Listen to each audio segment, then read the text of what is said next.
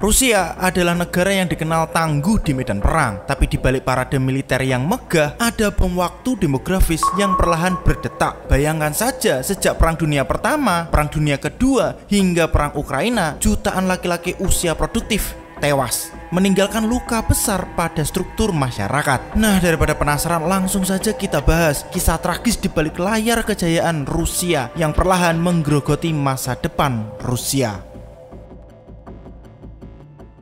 Di mana lagi kalau bukan di Rusia?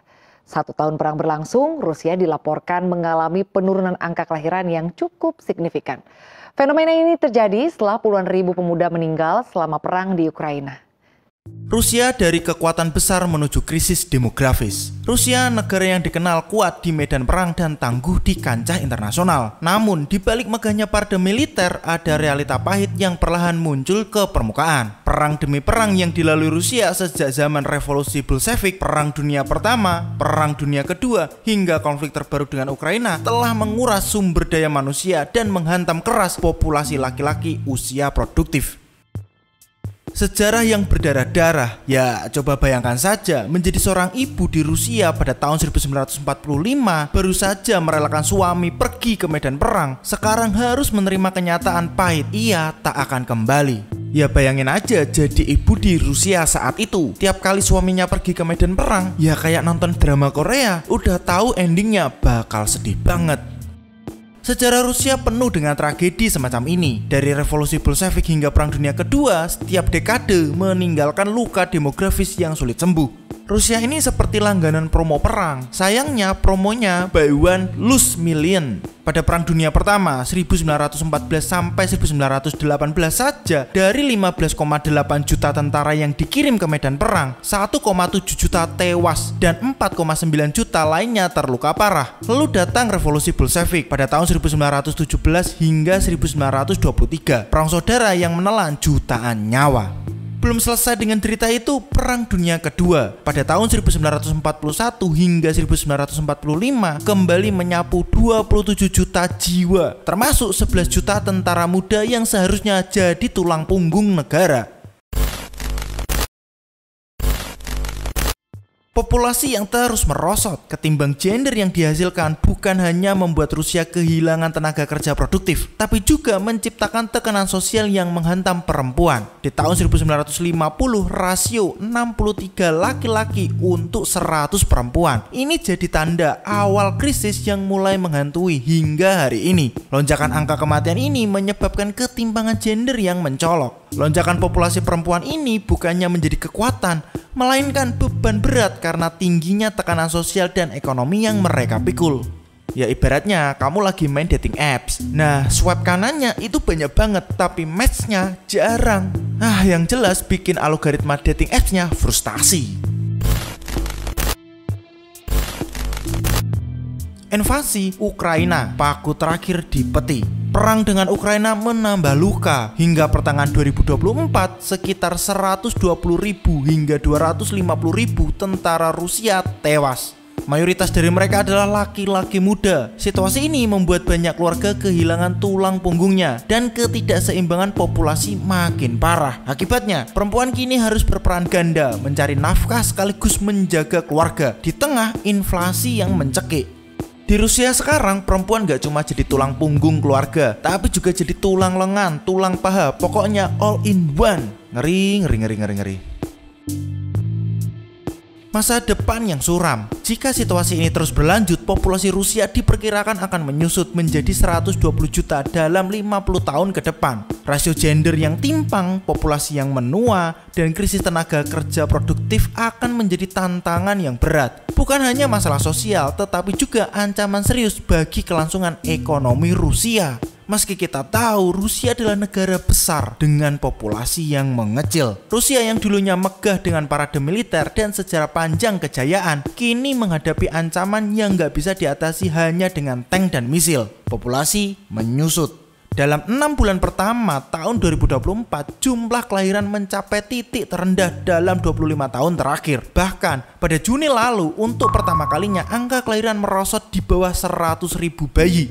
Juru bicara Kremlin, Dmitry Peskov, sampai angkat suara. Ini bencana buat masa depan bangsa, katanya. Dengan wajah yang mungkin udah lelah mikirin solusi dari krisis ini. Ya, karena rasio kelahiran per wanita di Rusia sekarang cuma 1,4, setara dengan negara-negara seperti Jepang dan Italia yang dikenal punya masalah demografi parah.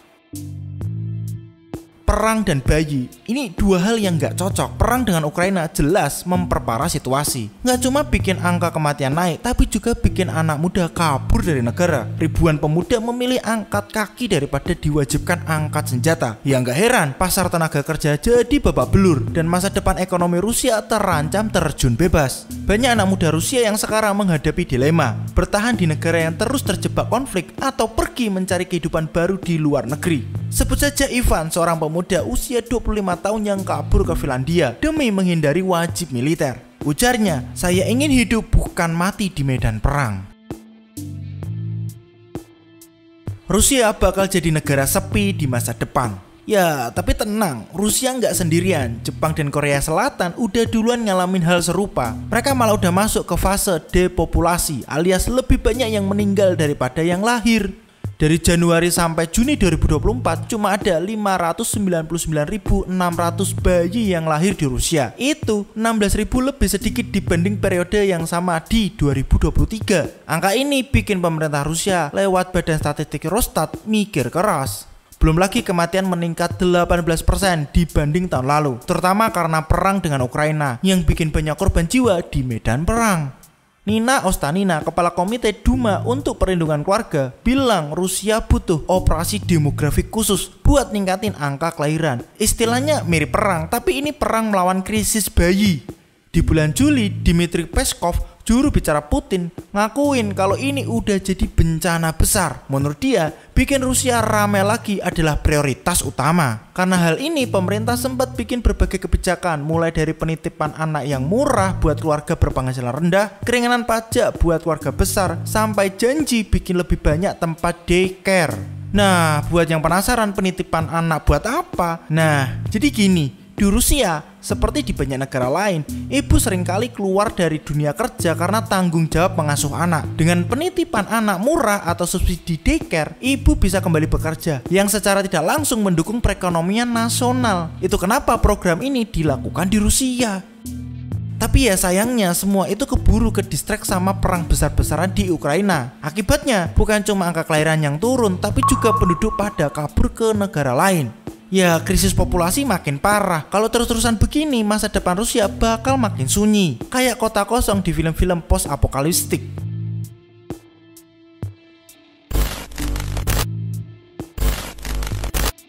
Putin dan misi populasi nasional.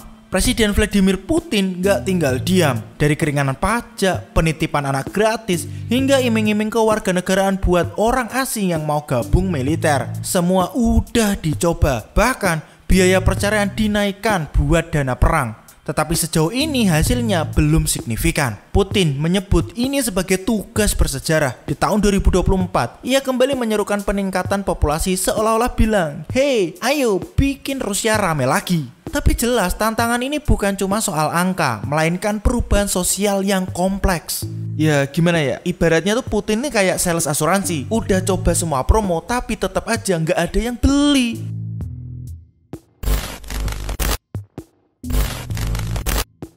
Masa depan tetap bertahan atau lenyap perlahan? PBB memperkirakan populasi dunia bakal mencapai puncaknya di tahun 2100. Tapi kalau Rusia terus begini, mereka bisa jadi malah menyusut jauh sebelum itu. Pertanyaannya, apakah Rusia akan bangkit dan beradaptasi atau tenggelam dalam krisis populasi yang semakin dalam? Akankah Rusia bangkit atau tenggelam? Cerita ini bukan sekedar angka-angka, tetapi kisah nyata tentang bagaimana perang dan krisis perlahan-lahan merusak jantung sebuah bangsa. Jadi, bagaimana nasib Rusia ke depan? Hanya waktu yang bisa menjawab. Tapi satu hal yang pasti, badai ini belum berakhir. Kalau nggak segera diatasi, 50 tahun lagi, Rusia bakal jadi negara yang sepi.